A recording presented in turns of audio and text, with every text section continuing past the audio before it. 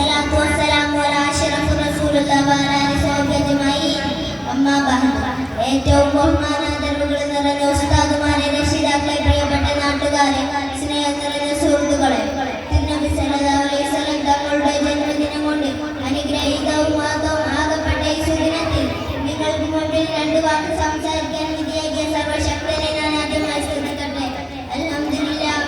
ഈ പുണ്യമാക്കപ്പെട്ട ദിനത്തിൽ എത്ര തന്നെ പറഞ്ഞാലും മതിവരാത്ത കൊണ്ട് മധുകളിൽ നിന്ന് ചില കാര്യങ്ങൾ പറയാൻ ഞാൻ ആഗ്രഹിക്കുകയാണ്. നാഥൻ തൗഫീഖ് നൽകട്ടെ. ആമീൻ.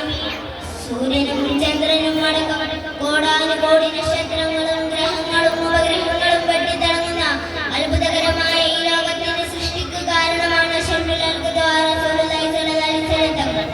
ആ മുത്തറസൂലിനെ സ്നേഹിക്കാതെയും പാദങ്ങൾ പിൻപറ്റാതെയും എങ്ങനെയാണ് നമുക്ക് മുമ്പോട്ട് ജീവിക്കുവാൻ സാധിക്കുക? കാരണം എന്നെയും എന്റെ മുമ്പിൽ ഇരിക്കുന്ന നിങ്ങളെയും ലോകത്തുള്ള സർവ്വ ജീവജാലങ്ങളെയും സൃഷ്ടിപ്പിന് പോലും കാരണം ആ മുത്തറസൂൽ സല്ലല്ലാഹു അലൈഹി വസല്ലം തങ്ങൾ മാത്രമാണ്. അല്ലാഹു സുബ്ഹാനഹു വ തആല നമ്മെ പഠിപ്പിക്കുകയാണ്, നബിയെ അങ്ങനെയായിരുന്നെങ്കിൽ നാം ഈ ലോകത്തെ പോലും സൃഷ്ടിക്കുകയില്ലായിരുന്നു എന്നാണ്.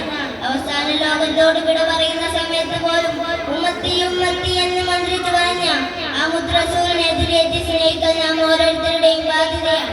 മൗശറ വൻസഭയിൽ കത്തി ജ്വലിക്കുന്ന സൂര്യന് മുമ്പിൽ വിയർപ്പിൽ മുങ്ങിക്കുളിക്കുന്ന മനുഷ്യർ ആദം നബി മുതൽ സർവ്വ നബിമാരുടെയും സന്നിധിയിൽ ചെന്ന് രക്ഷ ആവശ്യപ്പെടുമ്പോഴും അവർക്കെല്ലാം രക്ഷകനായി എത്തുന്നത് തിരുനബി സല്ലല്ലാഹു അലൈഹി വസല്ലം തങ്ങൾ മാത്രമാണെന്ന സത്യം നമ്മൾ കൂടുതൽ അവസരപ്പെടുത്തലാക്കുന്നു.